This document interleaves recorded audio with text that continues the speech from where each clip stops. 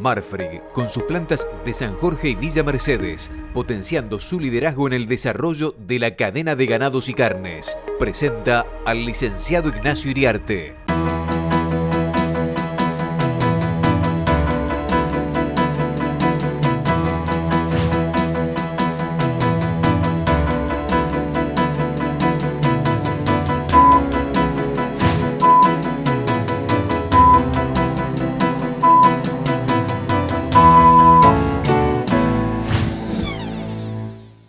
Amigos de Canal Rural, buenos días. Bueno, como dijo hace poco un economista notable, como es el doctor Roda, que están quedando sin combustible los dos motores de la demanda de exportación por el tipo de cambio y porque los precios internacionales son bajos, y el consumo interno que tiene una crisis muy seria de venta de productos masivos, entre ellos la carne.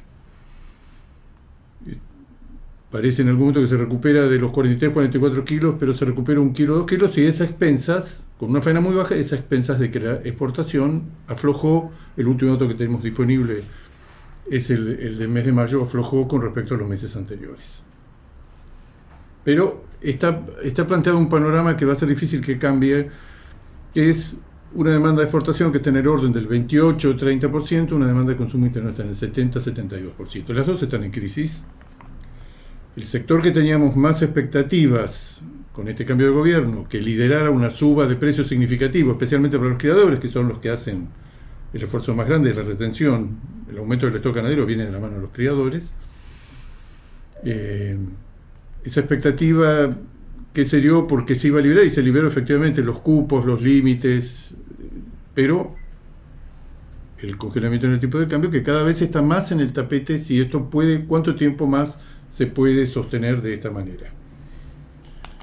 Con una inflación, siempre lo decimos, con una inflación declinante, sin los dólares necesarios, que no los tiene, y quizá no los tenga por un buen tiempo, necesarios para abrir el cepo y que esa demanda acumulada de divisas, si se llega a expresar con una oferta que no sabemos en el corto plazo, inclusive que puede ser limitada hasta ver el techo del nuevo tipo de cambio, puede generar un salto en el tipo de cambio muy grande que el Caputo no está dispuesto a seguir. Todos le recomiendan que lo haga, pero el que lo tiene que hacer, el que hace política económica, como se dice ahora, el que está en la cocina, dice, esto me lleva puesto. No sé cuál es el techo por las demandas acumuladas de dólares que existen en muchos sectores de la economía, sectores no tan visibles como giro de dividendos, pago de deudas con el exterior, pago del mismo gobierno del Banco Central de bonos que tiene nominados en dólares, y el dólar, crawling peg del 2%, que ha realizado una contribución muy grande que la inflación esté declinando. Los economistas dicen, esto tiene un piso, y tenemos además alguna basura barrida debajo de la alfombra, que es tarifas, algunos servicios públicos, combustibles y el tipo de cambio. Todo esto, si en algún momento se sincera, esta inflación, nos vamos a acordar de esta inflación, de alguna manera es artificial. El avance es enorme, en muchos órdenes, por ejemplo en el orden del déficit fiscal, del equilibrio fiscal, pero la acumulación de reservas por parte del Banco Central se ha detenido, y lo que para mí tiene un valor importante, porque lo vimos varias veces en el mercado ganadero en el último año, es cuando el mercado empieza a autosugestionarse que efectivamente el tipo de cambio está atrasado, que en algún momento tiene que haber una corrección. Ya hay una corrección que algún impacto lateral tiene, que es la suba de los dólares financieros y de dólar blue, pero el tipo de cambio oficial sigue muy bajo, y con un peligro. ¿Cómo va a sostener el gobierno frente al Fondo Monetario Internacional, que es un partícipe muy importante en todo esto, que no quiere más el blend de 80% comercial oficial, 20% dólares financieros? Que eso, si se llegara a concretar, sería naturalmente una caída adicional en el tipo de cambio. Pero digamos, si es por restricción de oferta, la oferta ya ha caído lo suficiente como para que en cualquier otro momento de la historia de Argentina hubiera provocado una explosión de precios. Y los precios hace 5 meses que están estancados, mediados de febrero, mediados de julio, en términos nominales. En términos reales han tenido una declinación del 35%, tanto como la inflación. el sector exportador no está a la vista muy firme en volúmenes, especialmente China.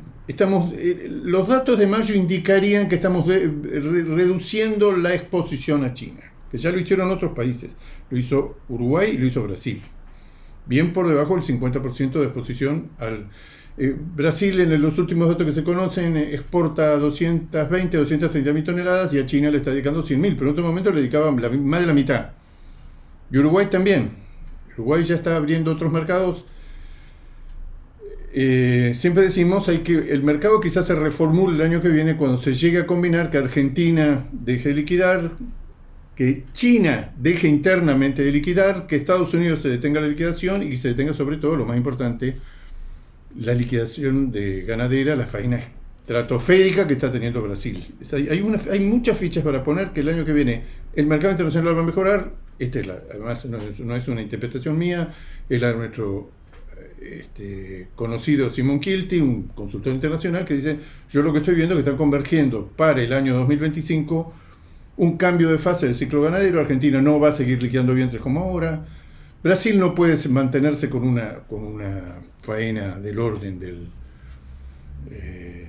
25, 27, 28% de aumento interanual. La faena de hembra está bien arriba del 50% en los estados que la miden. Y Estados Unidos no terminó de liquidar. Y estas cosas que suceden en algunas ganaderías, que aunque los precios son extraordinarios, el productor no cambia. Hay toda una generación de ganaderos que está saliendo del negocio, hay cada vez menos gente, los costos han aumentado en términos reales. No hay una reposición de los ganaderos que salen del negocio. Esto es especialmente visible en la Unión Europea y en Estados Unidos por envejecimiento.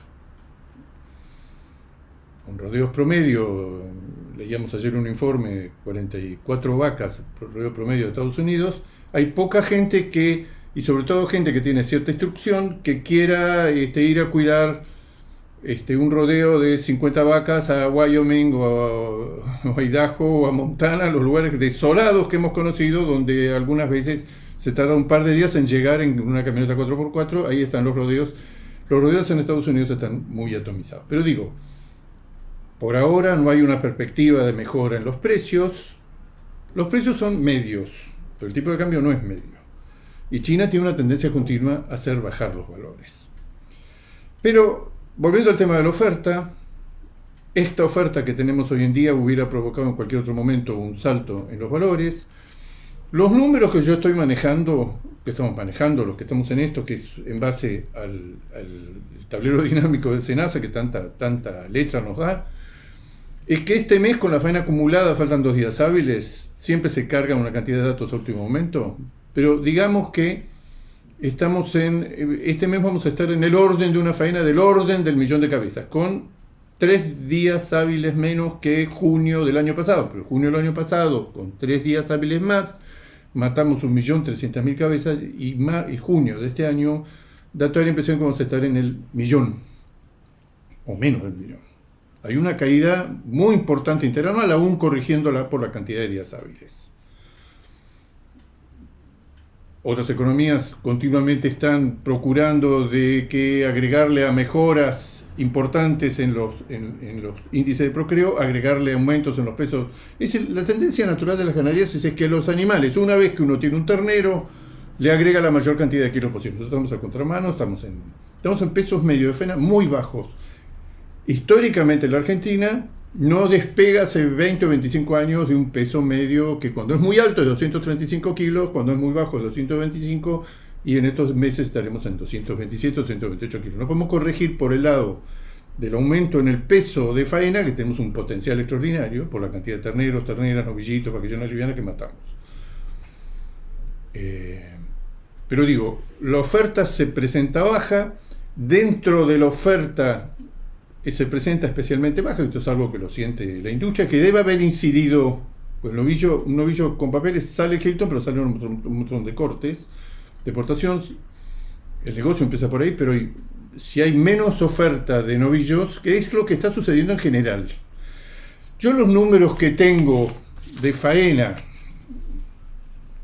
de novillo Hilton,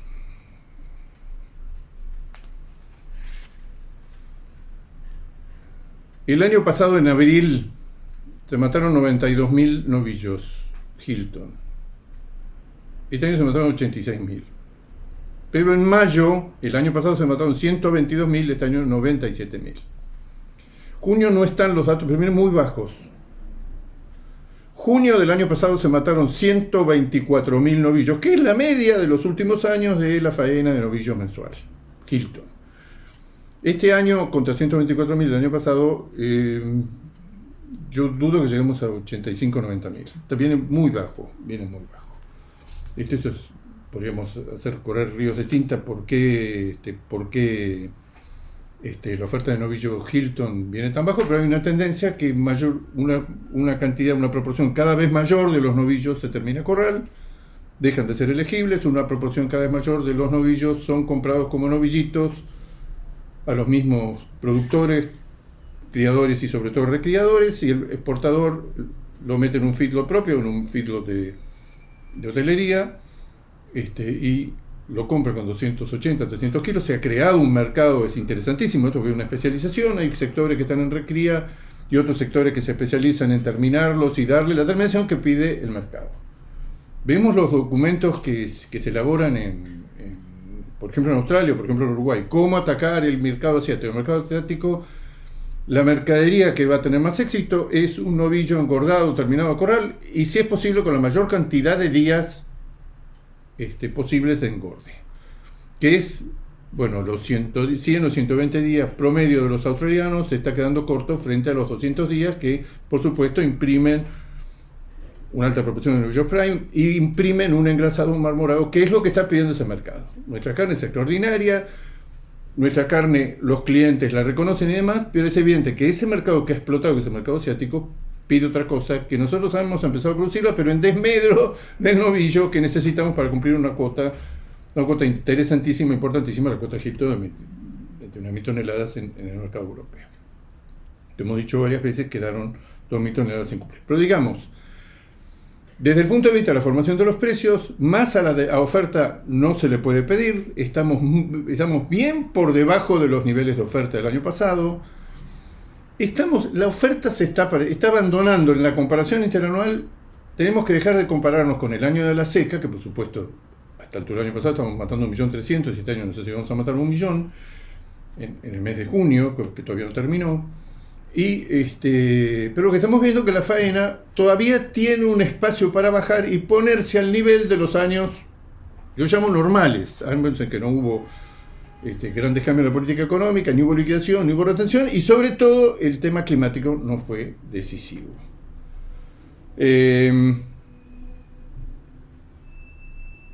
Hablamos de la exportación.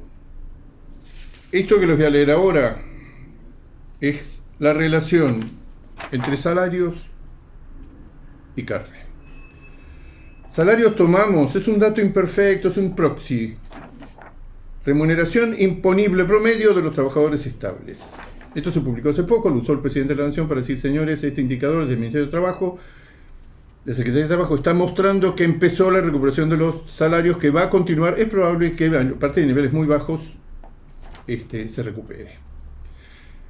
Cantidad de kilos de carne promedio, 5 cortes, que se puede comprar o que se podía comprar en las diferentes presidencias. Presidencia de Cristina Kirchner 2012-2015. Se podían comprar con este salario promedio, imponible promedio de trabajadores estables, se podía comprar 165 kilos de carne. Presidencia Macri 2016 al 2019, 168 kilos de carne.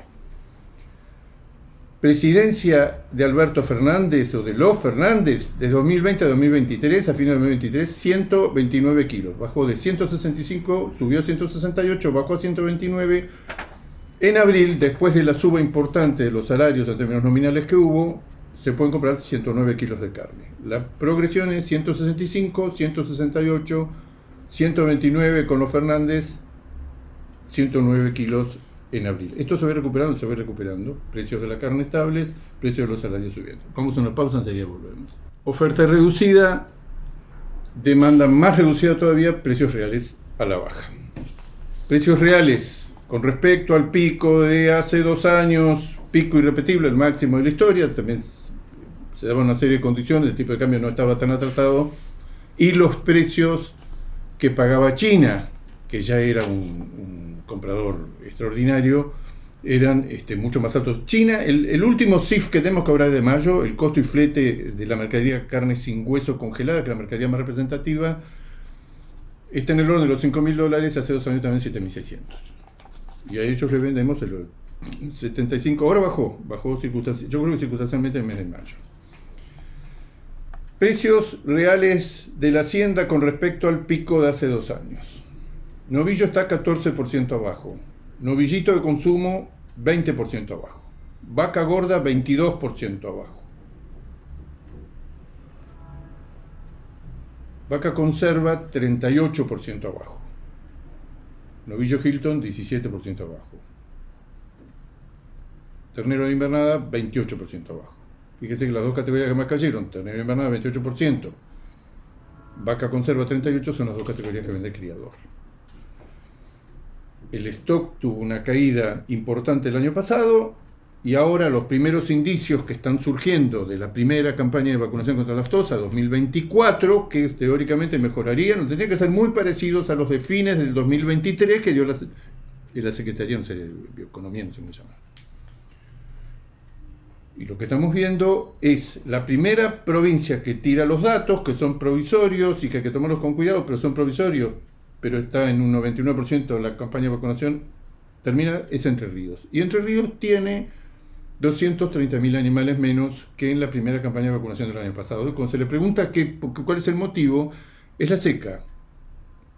La seca que hizo un daño residual. Además, estamos comparando los datos de la campaña actual contra la aftosa, la que acaba de terminar, contra datos de fines de diciembre de 2023. La liquidación continúa.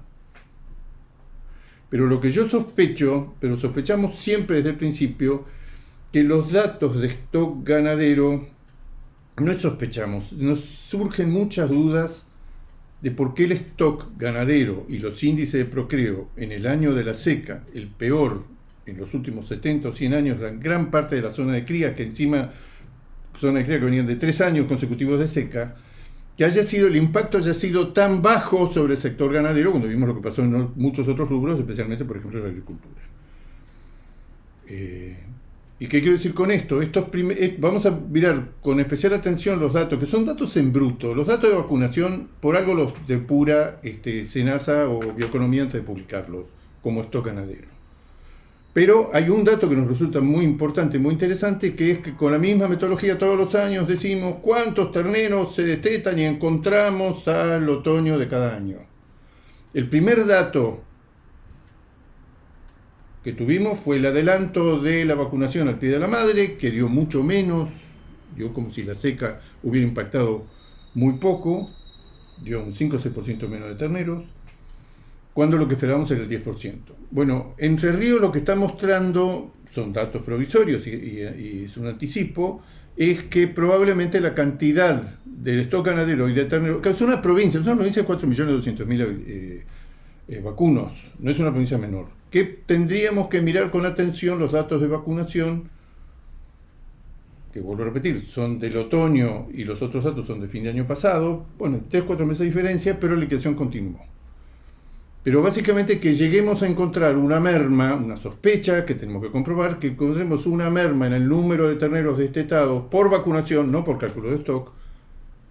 Nos hemos movido toda la vida con los datos de vacunación y malo no fue. Ver ahora qué dicen los datos de vacunación del destete 2024, que es parición 2023, que servicio 2022, es el impacto más fuerte de la seca. Se conocen los datos de China de mayo. China, como ustedes saben, todos los pronósticos es que se va a caer, porque no puede seguir comprando estos volúmenes, porque no sabe dónde meterlo, y porque además hay stocks acumulados. Eso está en discusión. Hay gente que piensa que los chinos nos han corrido con la vaina durante meses y meses y meses, que efectivamente hay carne, que efectivamente el mercado está pesado, que hay una superproducción de carne de cerdo, que los precios del ganado local han caído, que hay una liquidación interna de ganado, especialmente lechero, masiva, que compite, esa carne de vaca es la que compite con el 70% de lo que proveemos a China, todos los que exportamos a China, que es carne manufactura, carne para uso industrial. Ahora, pasan los meses y yo todos los meses tengo que decir lo mismo. Todos los pronósticos, empezando por la Youth Meat Export Federation, por el Departamento de Agricultura de Estados Unidos, esto se cae. Y lo que hace el mercado es cada vez volúmenes más grandes de China importando. A precios que, como estaba demostrando Brasil, Argentina y Uruguay, ya los precios ya no cierran y hay que reducir la exposición a un mercado que no tiene en el corto plazo, no tiene visos de que esto vaya cambiando y que vayan a mejorar. Hay semanas que parece que va a mejorar, pero en definitiva, en la práctica, seguimos con precios promedio muy bajos, pero sigue sorprendiendo los volúmenes. Los volúmenes muy fuertemente concentrados en Argentina, Brasil y Uruguay. Componen cerca del 70% de los agregados. Bolivia le está vendiendo 8.000 o 9.000 toneladas mensuales a China. Y ahora se va a agregar, va a empezar a aparecer en los registros, todavía no aparece, en pocas semanas más o en pocos meses más Colombia. Uno ve así el mercado internacional, tiene un mercado muy tomador que es el mercado chino. El año que viene se calcula que esta liquidación que complica el problema de la superabundancia de carne, con un contexto de demandantes del food service que están quedados con respecto a los años anteriores. La demanda en volumen es espectacular. Las compras de China de mayo, olvidémonos de los 3 o 4 primeros meses del año, fueron inclusive hasta récord, 300.000 toneladas en enero. Las compras de carne de China en el mes de mayo fueron 234.000 toneladas. Comparación interanual, 30% más alta que el año pasado. Y siguen acumulándose los meses y seguimos diciendo, esto se cae. Se cae porque además no nos conviene y además no le conviene. Australia tiene la opción del mercado americano. El mercado americano está cada vez mejor. Este es otro mercado que se dice siempre, esto en algún momento va a tocar un techo. Los árboles no crecen hasta el cielo, es el título de una charla que dio un economista la semana pasada, pero los precios siguen subiendo. El precio del novillo en gancho, que en Brasil, el novillo mayorista en gancho, que en Brasil está a $2.50, que en Argentina está a $3.80, que en Australia está a $3.70, que en Uruguay está a $3.80, que está en ese orden, entre $2.60 y $3.80, los principales exportadores que les acabo de decir. En Estados Unidos están $6.80, pero camino de $7 en gancho. Con una curiosidad absoluta, siempre los precios de Australia en la historia copiaron los precios del mercado americano. Australia tiene un acceso a todos los mercados mundiales y además tiene un acceso muy grande al mercado americano, tiene una gran dependencia, tiene acceso a Corea, tiene acceso a Japón y tiene un mercado interno cada vez más fuerte. Ojo al piojo, mercado americano cada vez más fuerte, mercado chino cada vez más fuerte, mercado australiano cada vez más fuerte. Los mercados internos de los países exportadores cada vez más fuertes y siguiendo las cotizaciones y la lucha por la captación de Hacienda cada vez más arriba. Estados Unidos todavía no entró en lo que podríamos llamar una fase de retención o ni siquiera de equilibrio.